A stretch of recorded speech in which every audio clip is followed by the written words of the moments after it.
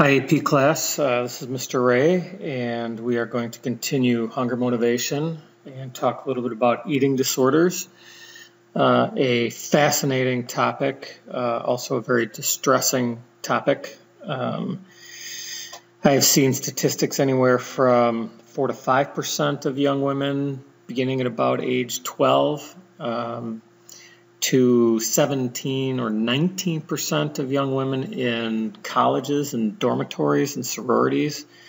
So it is obviously very prevalent, and the statistics are somewhat incongruous, I guess. And as we discuss this, remember, keep in mind that our goal here is to be able to describe some of the characteristics of eating disorders, particularly anorexia and bulimia, and we'll talk a little bit more about this in class, as I believe we have a guest speaker coming in, someone who's recovering from anorexia. So we'll talk a little bit more about this in class. So keep up, take notes, write down questions that you may have. This is certainly not an end-all, be-all discussion on eating disorders. It's just kind of hitting the basic fundamentals so you can be prepared for the AP test. Okay, let's get started. As we talk about eating disorders, we're going to talk a little bit about bulimia. And remember, in the last video, if you haven't seen on body dissatisfaction, you might want to see that first. So we'll talk about bulimia here a little bit. And most eating disorders always begin as a diet, gone awry, gone too far. And the major characteristics of bulimia nervosa are binging, of course. And binging is time periods where a person eats a tremendous amount of food and intake of calories in a relatively short period of time. And this can last from hours to days, a binge period. Purging is also the secondary trait here, binging and purging. And purging can take on many characteristics. Classic, of course, is vomiting up the food that was binged upon, but certainly excess exercise. And on the next page, we'll take a look at some other ways that purging occurs. Very difficult to detect. Typically, a person with bulimia is in a normal weight range or fluctuates maybe 5 to 10% above and below. So a girl who weighs, 130 pounds may drop 10 and may gain 10 and fluctuate in that range. Sometimes the first people to detect this are dentists because of teeth problems and not a doctor. So some family characteristics that we've seen on AP tests in the past, you'll need to know this. There seems to be a higher family incidence of alcoholism, depression, and obesity in families of young women, especially who develop bulimia as an eating disorder. So some additional characteristics. Now I got these off the Rogers Memorial Hospital website, located in southeast Wisconsin, probably certainly the Midwest's premier eating disorder clinic, and if not in the United States, one of the top ones. So as we look at these, we're not going to go over all of them, but certainly preoccupation. We've seen this before with weight, food, and dieting, and concerns about body image and looks.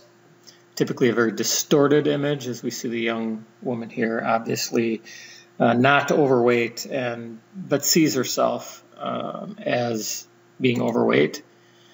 Some other ways and uses of purging would involve laxatives, diuretics, diet pills, other psychological characteristics, strong need to please others, maybe parents or boyfriends or girlfriends or teachers and coaches.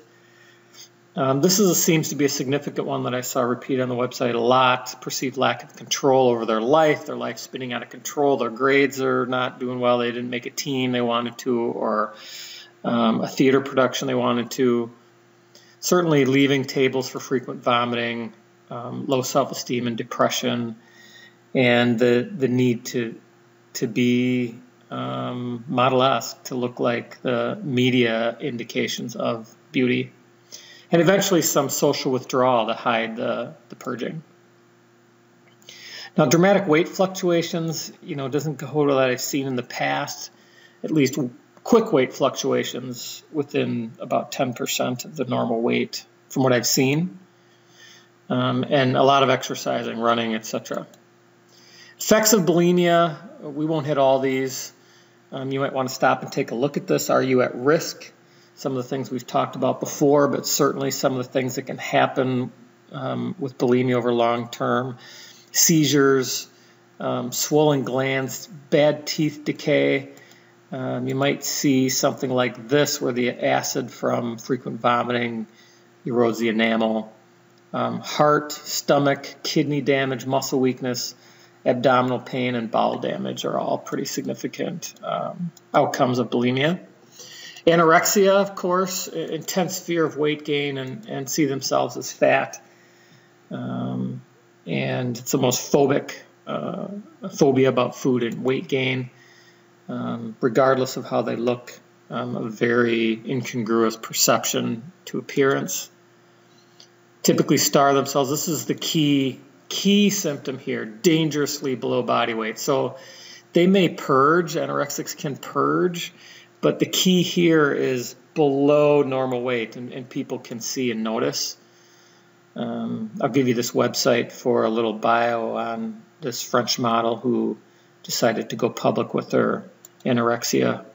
Amenorrhea, which is the cessation of menstrual cycles.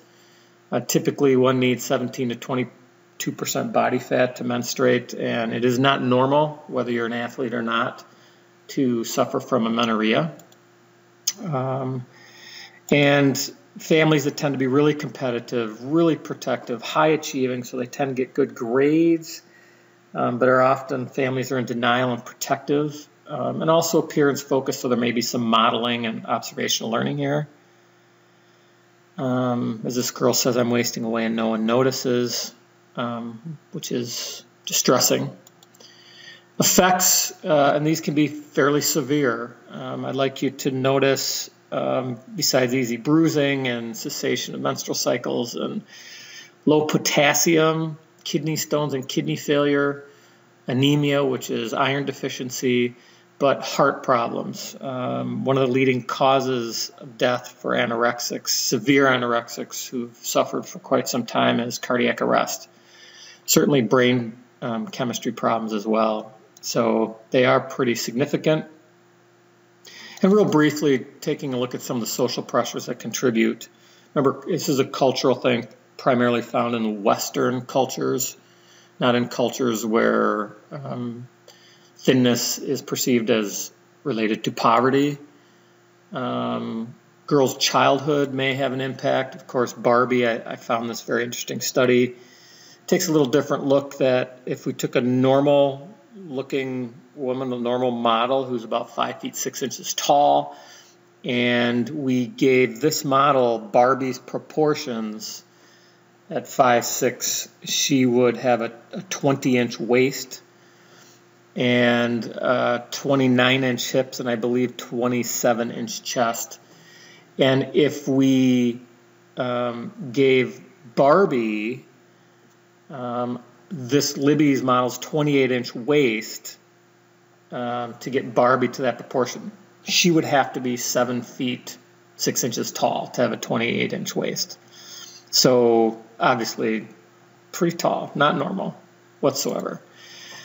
So media reinforces constantly, magazines, Sports Illustrated, Victoria's Secret's catalogs.